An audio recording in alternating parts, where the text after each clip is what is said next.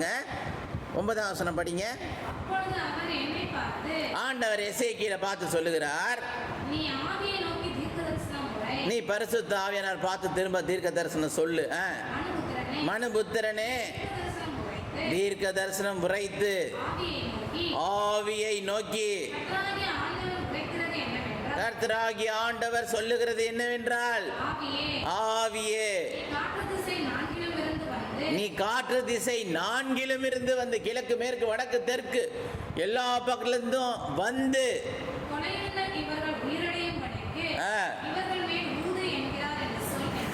ஊனு ஊது உயிர் அடையும் சொல்லுகிறார்.